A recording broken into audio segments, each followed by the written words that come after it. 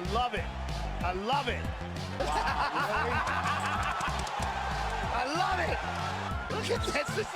This is the greatest thing I've ever seen. Hey, I'm not surprised.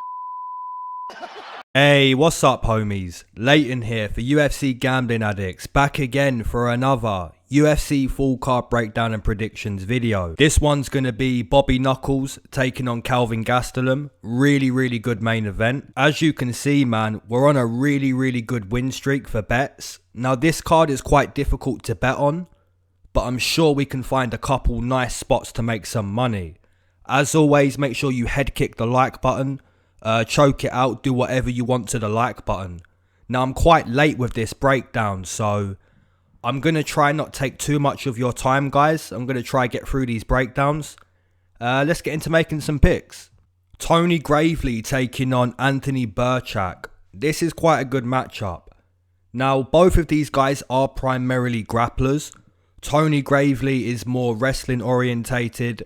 I would say Birchak, although he has the wrestling, he's more willing to go to his jiu-jitsu. Having said that, both of these guys are still primarily grapplers, so you're basically deciding who is the better grappler. Like I said, Birchak is probably going to attempt chokes, whereas Gravely, he's probably going to, sit in top control, half guard, full guard, and basically look to just bully him, pick up rounds by being the guy on top. If you look at Gravely so far, it hasn't been the best top control you've ever seen in the world. Against Brett Johnson, his debut, it was going well until he fatigued. Against Freitas, it was quite sloppy. He got very tired in that fight.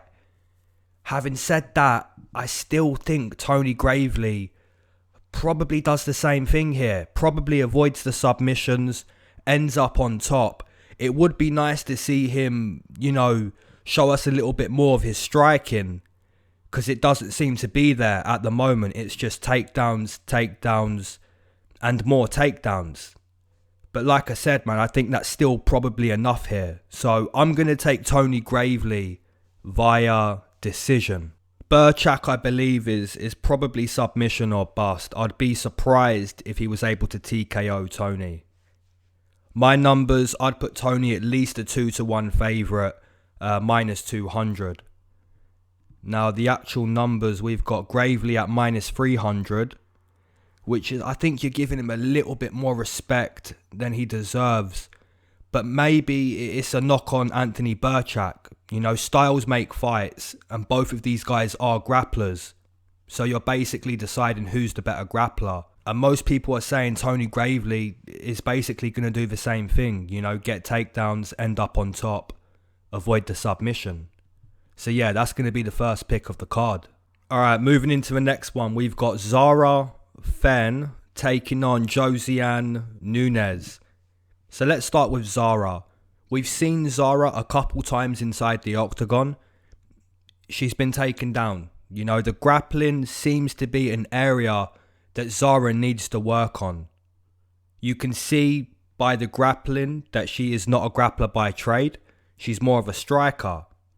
Now the opponent, Josiane, this girl is a striker by trade. Because if you go back and watch some of her fights outside of the UFC, leading up to this debut, she's been taken down a couple of times.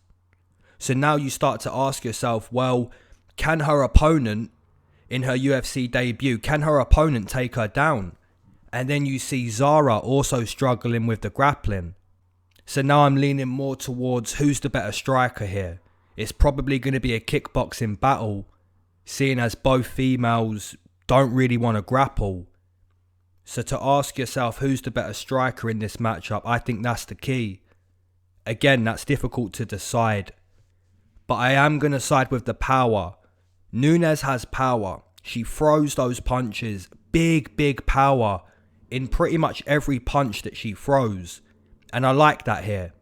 It may not be the most technical, but there's power to it. There's more power to her punches than Zara. So purely for that reason and that reason only, I'm going to side with the newcomer, Josiane Nunes. I'll take a decision too. I think there's going to be a few big punches that accumulate in this fight, and maybe that sways the judges towards the Brazilian. So I'll take Josiane Nunes via decision. And my numbers, man, you got to keep them close. In a matchup like this, you do have to keep them close. I'd say Josiane minus 130, Zara plus 100.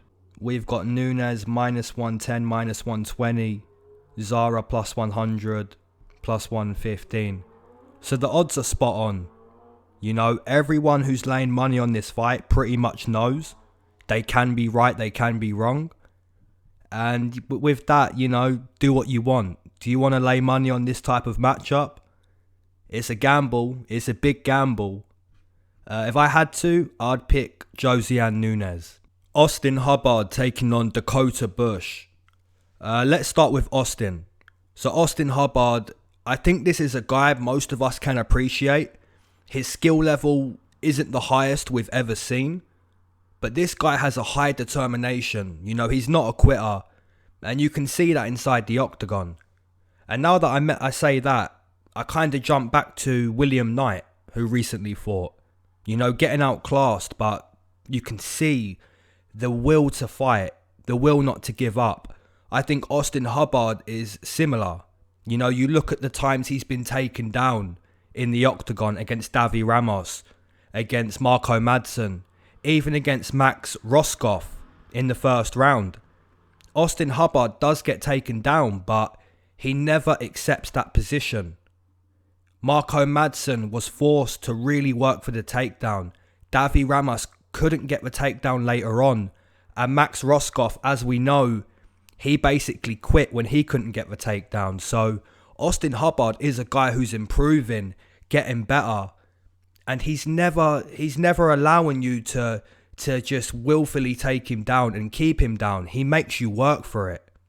Dakota Bush getting this shot on really short notice could make a name off Austin Hubbard, but man, I've got to side with Austin here. I think Dakota has good wrestling, good foundation, good boxing, seems to be a well-rounded guy, but everything Dakota Bush can do, I think Austin Hubbard can do too.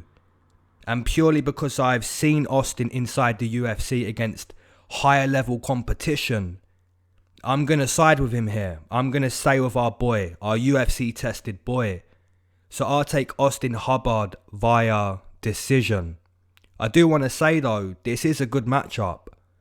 Don't put too much money either side. My numbers, I'd put Austin minus 170, Dakota plus 140. And I don't think we've got any numbers for this one because it's just been added. Oh no, we do.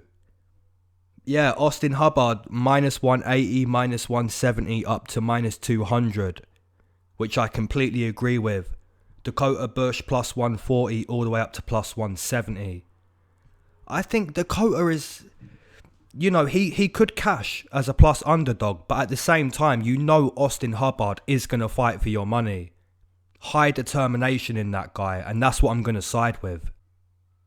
GM3 taking on Bartosz Fabinski. Man, this one's really difficult. So we've got two grapplers coming up against each other here. GM3 is more jiu-jitsu orientated. You know, I wouldn't say he's to the level of Damian Maia. I wouldn't put him up there with the best jiu-jitsu guys you've ever seen. But he is a black belt.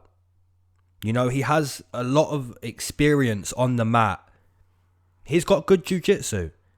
Bartosz Fabinski is also a grappler. He doesn't have the jiu-jitsu that GM3 has, but he's a wrestler. You know, he's looking to do different things. He's looking to secure the position and basically just dominate you with top control, securing positions. Now, some people who get into MMA and get into UFC, they'll kind of watch fights, right? And you may hear them say something like, why is he on the mat just laying on him, right? You hear that a little bit with Khabib, right? Now, Khabib doesn't do that. Khabib smashes you. He takes your soul. But if you want to see a guy do that, you know, take you down and just lay on you, don't improve, don't hit you, just simply secure position and try to stay there. If you want to see a guy do that, Bartosz Fabinski. You know, this guy rarely improves his position, rarely postures up with ground and pound. He's just a house, you know, a house on top of you. And he's trying to win like that. So it's for GM3 to either sweep from the bottom, end up on top, or simply look to kickbox and avoid takedowns. Because if Fabinski ends up on top, it could just be one of those performances where round in, round out, he spends 3.5 minutes in half guard, you know? It's a really difficult one, man. Super difficult because both guys are grapplers. I'm going to side with jiu-jitsu, man. I'm going to take GM3 here. I just don't believe Fabinski can keep doing this. You know, I don't think he can keep getting away with this, man. You know, take a guy down, email Meek, Darren Stewart. He tries it. You know, he really tries to get away with it. Even in that loss to the Brazilian jiu-jitsu guy. You know, he was trying to lay in guard and it didn't work. So GM3 will be wise to the game plan of Fabinski. And that's what I'm going to side with here. I'm going to side with GM3 to have more ways to win. And also to be able to stop the game plan. That horrible, horrible game plan of Fabinski. So I'll take GM3 via decision. Jessica Pena taking on Lupita Godinez, I believe. Now, Jessica, I was going to take Jessica against Hannah Goldie. I felt that, you know, that matchup was quite close. She could potentially come back after many years and snatch a win, you know. And in all honesty, you know, I say come back after many years. Shout out to Jargis against Jorgen De Castro. Wow.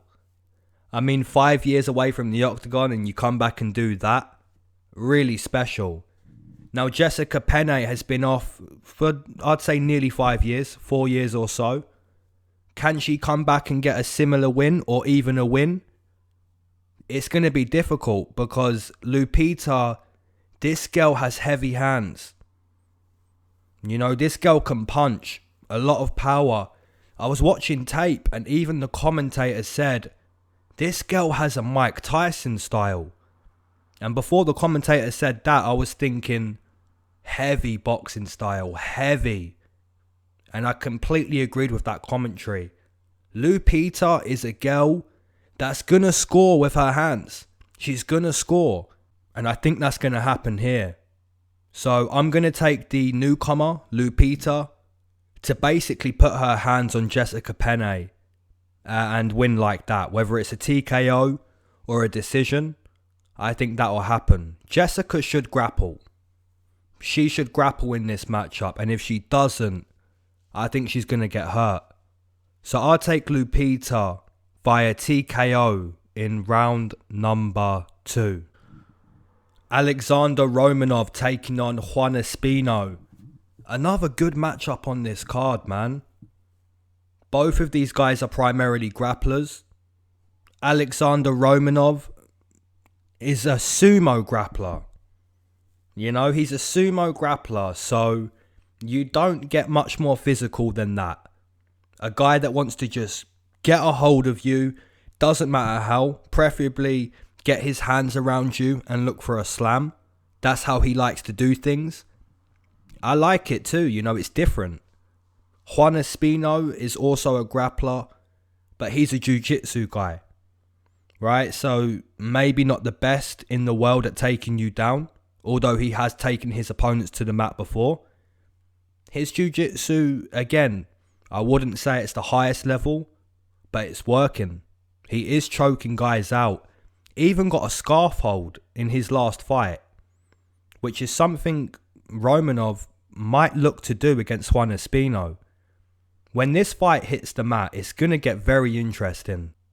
Because despite Romanov being this guy who apparently wants to choke you out with his forearm and do some crazy stuff to you on the mat, Juan Espino is going to be looking at his jiu-jitsu thinking, do you know what? You're not going to do that to me.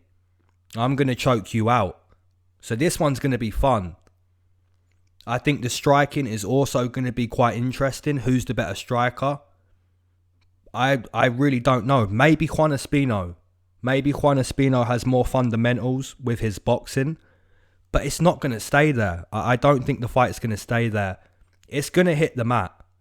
And at that point, if you take Romanov, you hope Romanov ends up on top. If you take Juan Espino, you're just going to be looking to see, are you going to wrap up an ankle? Are you going to sweep? Are you going to take the back? Are you going to try set an armbar up or a triangle? You're going to hope that his jiu-jitsu is enough. In my opinion though, I think Romanov is a smasher. I think if this guy gets on top of you, lands a couple punches, you quickly realise this guy has power. And that's what I'm going to side with here. I think Romanov is maybe a little bit too physical for Juan Espino. And that's what I'm going to side with. So I'll take Romanov via TKO in round number 2. My odds, I'd put Romanov minus 170, Juan Espino plus 140. And the actual numbers, way closer. We've got Romanov minus 130, Juan Espino plus 110. So yeah, the betting line is closer than what I've put. And it's kind of understandable because like I said, both guys have good grappling, different styles. And who is the better striker? It's difficult to say who the better striker is, but if you had to say, you'd probably say Juan Espino. Tracy Cortez taking on Justine Kish, and we're going to start with Tracy. So Tracy is primarily a wrestler, basically the female Habib at this point. You know, you go back and look at what she's doing on the Contender Series, and then her UFC fights. They all look the same. She's taking you to the mat, and she's using her top control. She's using her BJJ, her wrestling, her power. And it's working every time. Justine Kish is primarily a Muay Thai striker. She has some credentials in Muay Thai outside of the UFC. Her striking has been kinda okay in the UFC. That's the area that she's winning. You know, when she can kickbox you, sometimes she can get it close, or sometimes she's in front. Even against Sabina Mazo, Justine Kish was winning that fight up until she wasn't, right? But here's the thing, man. Tracy Cortez, she's very adamant that you're going to go to the mat. She keeps doing it. She did it to Stephanie Egger. Now, Stephanie Egger has some submission wrestling credentials. And if you can do it to a woman like that, I think you can do it to Justine Kish too. So I'm going to take Tracy Cortez to get those takedowns in this matchup and remain undefeated inside the UFC. So I'll take Tracy Cortez via decision. Alright homies, you know what time it is. Let's go.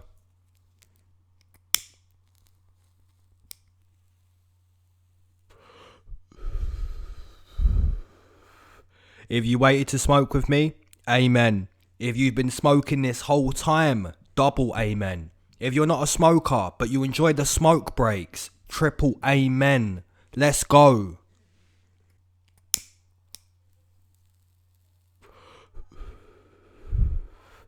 I hope all of you guys are doing great, man. Doing blessed. Having a beautiful day. You know, I'm really sorry that this breakdown is late, man. I'm super late on this one. And that's why I'm trying to break these fights down quickly. Not too quickly, but give you enough information, but not take too much of your time, you know?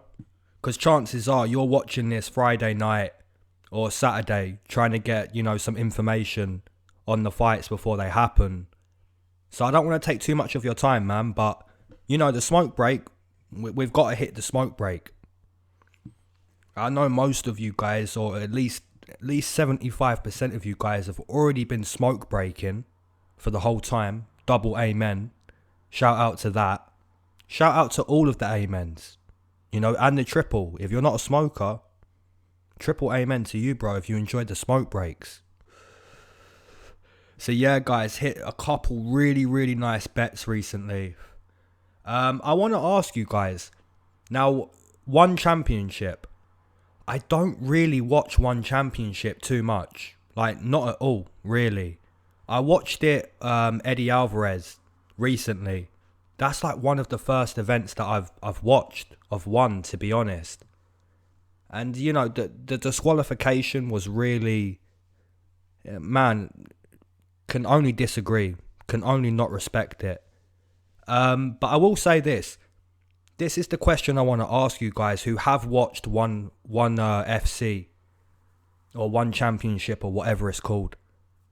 The sport, the rules are quite brutal. You know, the knees on the head, on the mat, really brutal. You know, what do you guys think of that? Should that stand? Or should they get rid of that? Because Demetrius Johnson, he recently got beat with a knee on the mat. And it's like, if that rule wasn't there, he could be undefeated. But who knows? You know, that rule, it's brutal. You know, I'm watching One Championship and this guy's getting kneed in the face on the mat. And I'm thinking, oh my God, this is brutal. You know, and that's coming from someone who watches these fights every weekend. And I love it. You know, you see William Knight. You know, I've gone back to William Knight twice now in this breakdown. You know, that guy had blood pouring out of him. No chance he was going to quit. He wanted to keep going. He wanted to be in the fight. He was never going to quit. But then you see One Championship and these guys are getting kneed in the face on the mat. It's crazy. So what do you guys think of that? You know, I asked you guys last week how you found MMA and UFC. The comments, man, beautiful comments. So many nice comments where you're reading them thinking, that's how this guy found MMA. Crazy. So many good comments last week.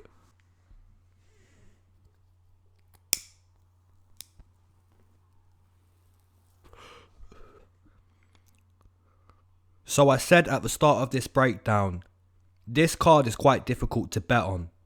If we're looking at all of the matchups that we've already broken down, you know, which would be the best spot to bet on? You know, you've got Tony Gravely and Birchak. It's a grappling heavy contest.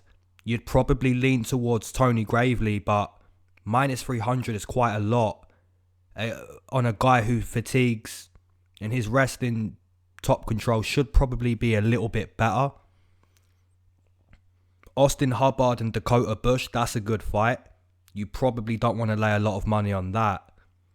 Josiane and Zara, you know, who knows? Who really knows how that one's going to go down?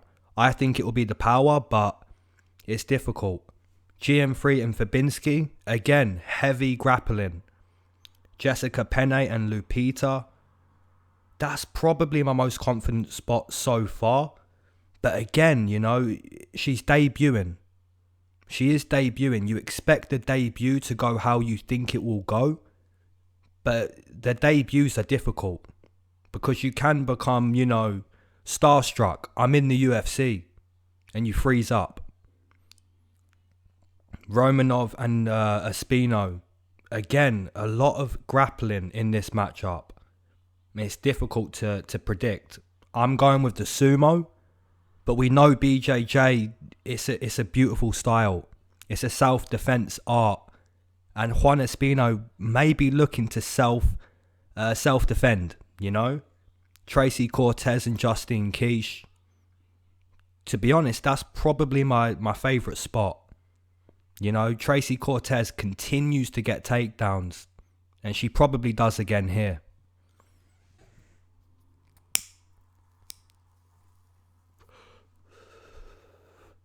So yeah, guys, you know, I'm on a nice winning streak at the moment. And I want it to continue. And I can see that this card is difficult. You know, it's a difficult one. But we're going to find the spot. We are going to find the spots on this card. And we're going to make money off them. Alright, homies. Make sure you answer the question regarding One Championship. Should those knees be allowed on the mat? And as always, you know, if you've got a confident spot, I know I say this at the end of the prediction, but make sure you put down your confident picks in the comment section. Alright homies, I hope you enjoyed your smoke break. Let's get into breaking down the rest of these matchups. So we've got Pena taking on Alex Munoz. And it's a good matchup, a good way to start the main card. Let's start with Pena. So Pena, in my opinion, he has all the skill. He really does have all the skill you could want as a fighter. He's got height, he's got reach, flashy kicks, flashy style, a lot of weapons. His wrestling, that's his foundation. So he has got wrestling too. The BJJ, it's also there. It's not, again, right? It's not Damian Maia level, but it's there. You know, so when you look at the skill of Pena, he's got all the skill he could want. The only area that I question Pena is his ability to continue to fight.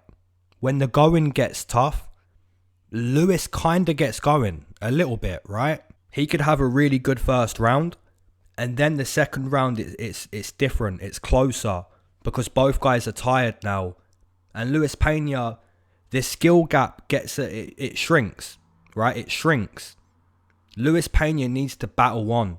When he has a good first round, he needs to keep that skill gap. He needs to battle through adversity a little bit better. Because some guys have beat him, not because they're better, but because they're willing to go to deeper lengths to win the fight. That's my problem with Pena. But he can get better there. You know, adversity creates character. When you go through adversity, you get better at dealing with adversity. So that's what I'm anticipating from Pena. Because the skill, I don't question the skill. Alex Munoz. Now this guy trains out of Team Alpha Male. Kinda, you know, just a well-rounded mixed martial artist. He has some boxing. He has some wrestling. He's fought on the Contender Series. And he fought Nasrat. I don't really see much from Alex Munoz that tells me, you know, he's a higher level than Pena. I think he could probably grapple Lewis. But then again, you know, Lewis has that wrestling too. So it could be an interesting wrestling contest. As for the striking, Alex may have more power. But Lewis, like I said, he has more weapons. So yeah, I am going to side with Pena. I've never picked against him. I know he's lost a couple times and maybe he's a little bit overrated. But like I said, man, it's not the skill. It's his ability to battle on when the fight gets tough.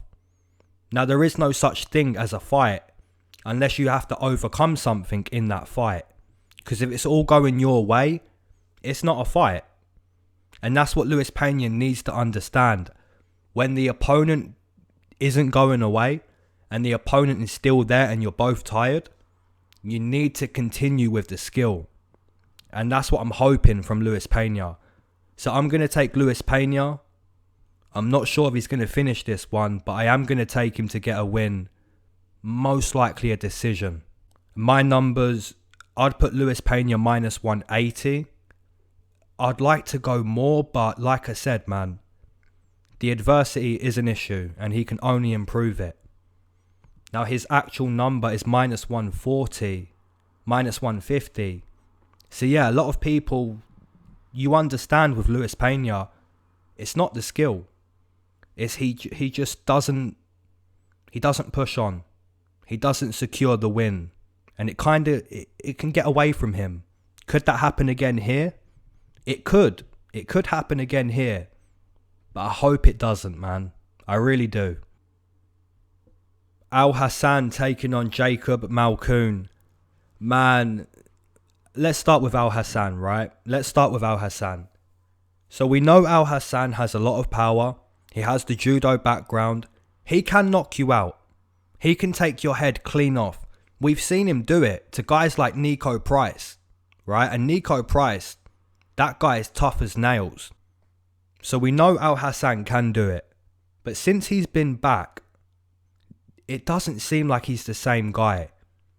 Complete nightmare against Munir Lazzez. And then he got completely slept by... who did he get slept by, man? Chaos Williams, right? He got slept by Chaos Williams. It was horrible. Nasty. Now the opponent, Jacob Malkoun, he also got slept really badly in his debut.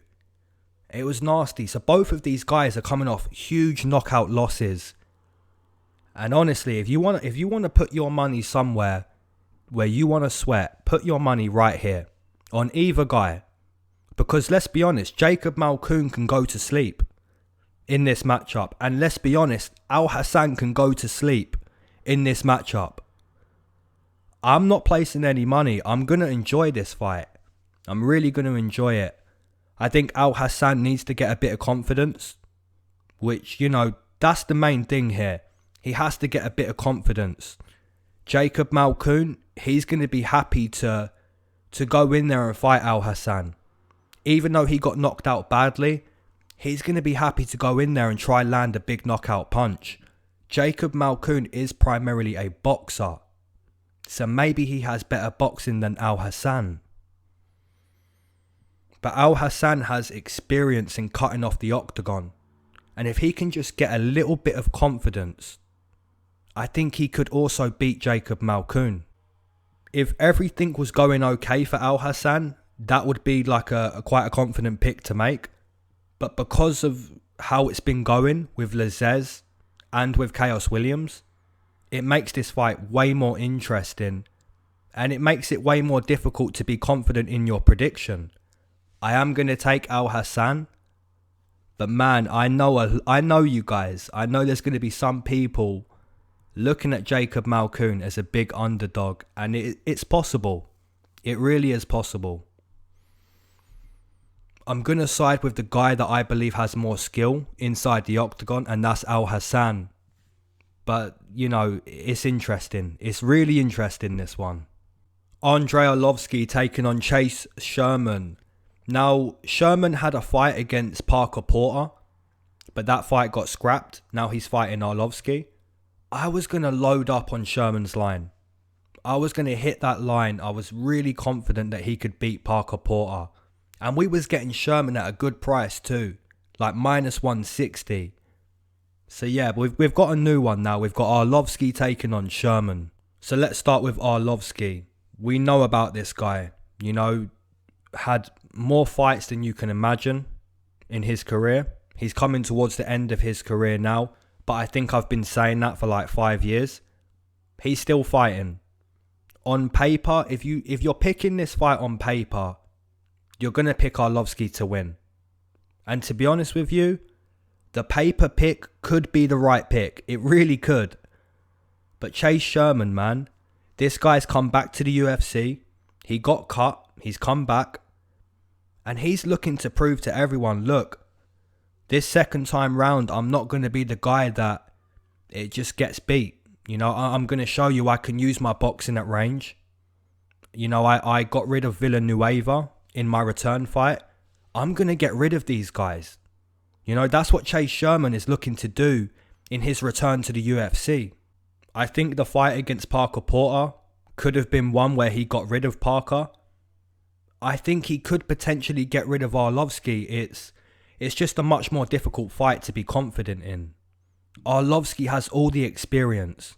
I don't think he's going to beat the brakes off Sherman the way he did against Ben Rothwell, for example. But I think it's going to be close, man.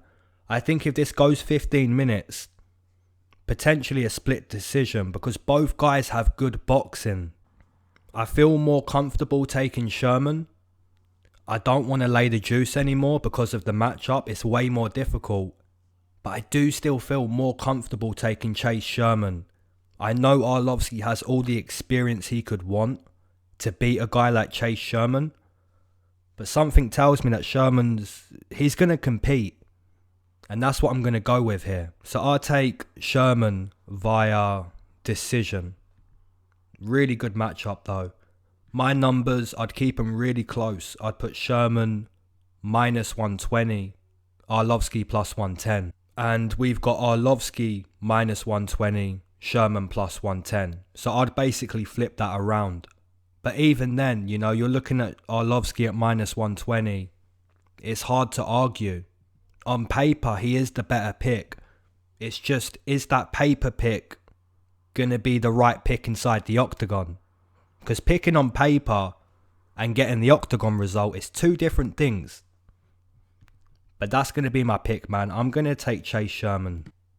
Drakkar Klose taking on Jeremy Stephens in the co-main event. Who knows? You know, who knows? I think if you're really confident in this matchup, you should start a YouTube prediction channel, right? And start putting picks out, because this is a great co-main event. Drakkar Klose, he was doing really good against Beneil Dariush. He survived that backpack. And then he went on to hurt Beneil in that second round. But then got badly hurt himself. Didn't take the punch as well as Beneil did.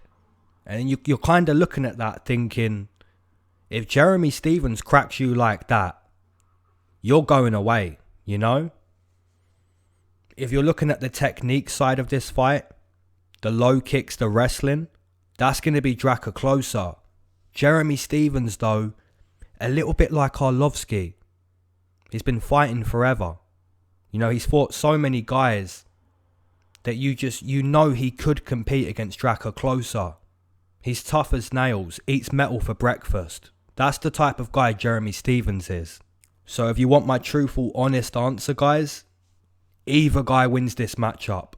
I think Jeremy Stephens could put away Klose. I think Klose could wrestle Jeremy, maybe land some low kicks, and basically win via decision or a close decision. But I'm going to take Jeremy Stephens here. I think he's too tough for Drakkar Klose. And if he walks him down and is able to land that big punch at some point, I think he could put away Klose. So I'm going to take Jeremy Stephens via TKO in round number 1. My odds, I'd put both of these guys minus 110 because either guy can win with the right game plan. And the actual numbers, we've got Drakkar Klose plus 100. Jeremy Stephens minus 120. I was expecting to see Jeremy Stephens at plus money. But a lot of people are maybe putting that Klose Beneil fight and Jeremy Stephens' punching power together and seeing a connection. You know, Jeremy Stephens likes to land that power. And when Beneil did that to Klose, you can see the result. So yeah, really good co-main event. I'm excited for this one. Alright homies, main event time. As always, make sure you head kick that like button. If you don't want to head kick it, you're always free to use your own techniques. The head kick is just a standard guide. I've also got my topology and Instagram in the description if you want to follow those. Alright homies, Robert Whittaker taking on Kelvin Gastelum. We was originally supposed to get this matchup a couple years ago. We didn't get it, but now we're getting it. Right, it's a really, really good fight. Robert Whittaker is the former champion, a brilliant boxer. The movement this guy uses inside the octagon, second to none. That sideways stance where he'll kick your knees. It's really hard to beat that style. You can catch him on the chin. We've seen that happen with Adesanya, Stephen Thompson, Yoel Romero. You can clip him. But he's so tough, you know, it's really difficult to put away Robert Whittaker. And we've seen that, you know, Romero tried, he came close, but it didn't happen. Former champion, and he's climbing the mountain again, right? He's climbing that mountain. Is the hunger still the same? You know, that's hard to answer. Only Robert Whittaker can really answer that question. But if we was forced to answer that question for him, which we're not in a position to do so, but let's say we had to, I would say the hunger probably isn't the same. And that's just human nature. When you've had that title once, to get back to that title, you're not as hungry as what you was before you had that title. Having said that, this guy's still a former champion. He's still beating guys like Jared Cannonier and Darren Till. He could win this matchup. You know, he's got the ability to beat Kelvin Gastelum. Now let's go to the flip side. Kelvin Gastelum is a brilliant, brilliant boxer. he's also really tough. You can't really put away Kelvin Gastelum either. Adesanya tried. He couldn't do it. To put away Kelvin Gastelum, you've got to submit him. Right? And Robert Whittaker doesn't submit anyone. And that's why this fight is so good. You're seeing this fight as both guys are going to throw down. Both guys are going to kickbox. Who's going to be the wrestler? Kelvin Gastelum has good wrestling. Robert Whittaker has good wrestling. You know, you're looking at this fight from so many angles. And every angle you visit, there's a sign. There's a sign at that angle. It says, this is a good fight. You know, how do you pick this one?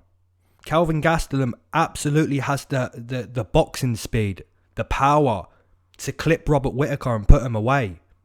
Robert Whittaker can go 5 rounds and he can beat you over 25 minutes. I'm going to side with Robert Whittaker. I think he's a little bit more well-rounded. But like I said, you know, Gastelum can wrestle. He's got good conditioning. He's not like so much more well-rounded than Gastelum. I just like that sideways stance. The kicks to the knees. You know, it's really difficult to fight against. And maybe that's the difference. So I'm going to take Robert Whittaker via decision. My numbers, I'd put Robert -170, Kelvin +140. And the actual numbers, we've got Whittaker -250, -240, which I don't agree with. I think it should be closer than that. I know a lot of us are taking Whittaker because I've seen the community poll. A lot of people in this community are taking Whittaker. But I also think, you know, a lot of people taking Whittaker do understand that Kelvin has the ability.